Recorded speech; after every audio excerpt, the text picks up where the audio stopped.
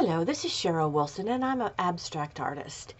And I'm going to show you two paintings that I did that are 12 by 12, and they are definitely abstract.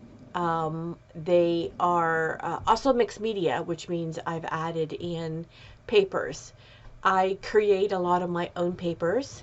I use papers from tissue paper that I have found. I use napkins, and I use a lot of different things in my art. And so I wanted to show you these two because I use the same color palette throughout both of them, and I kept the palette somewhat limited, and then many of the colors that you see are mixed with each other.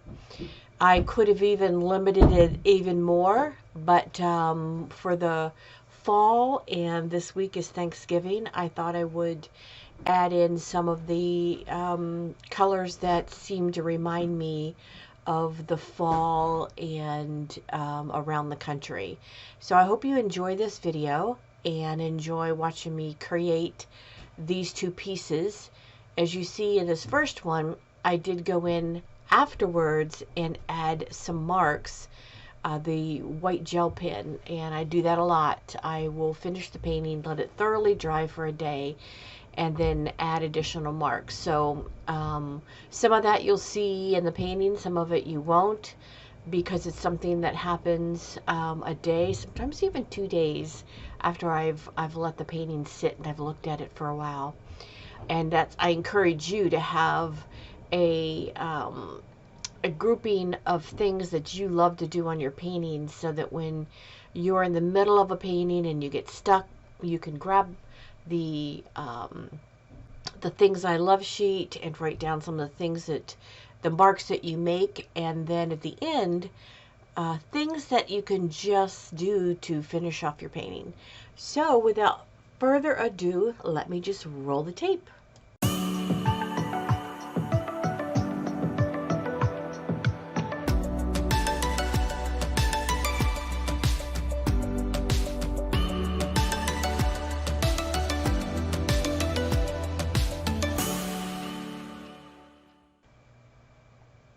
I'm going to mainly just put the painting on and just let you watch me create, but I wanted to pop in here and share with you some of the colors.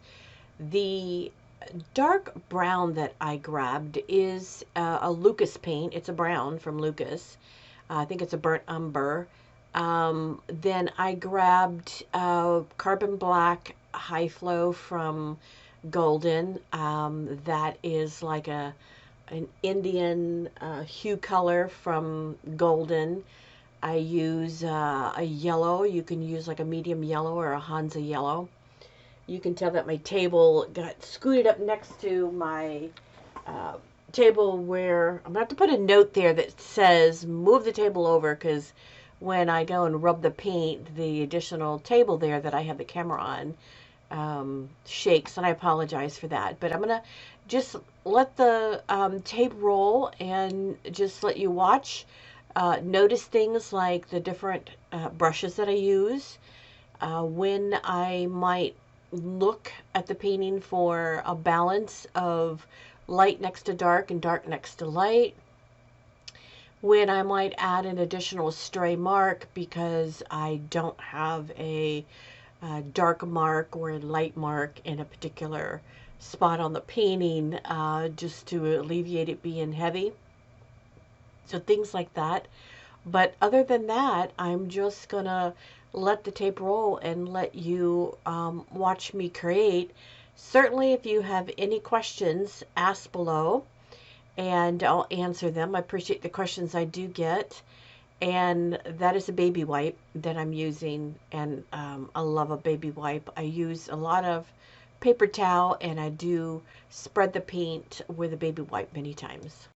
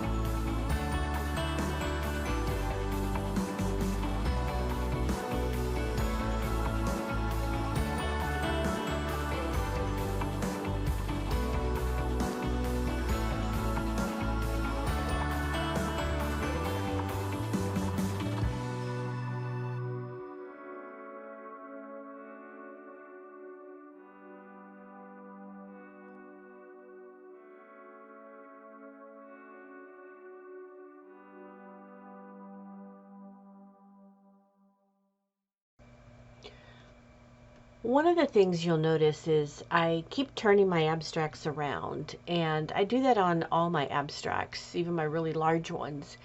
Kind of just gives me a different perspective as to what I'm doing. It kind of helps me look at the lights and the darks and where I might want to add an additional dark or light. I do a lot of spraying of on the paint and drips, and I think it helps when I do that. I love the drips going different directions, so you can't really tell, you know, which way the drips were done because they're just kind of throughout the painting. So that's one of the things I like to do is look at the painting.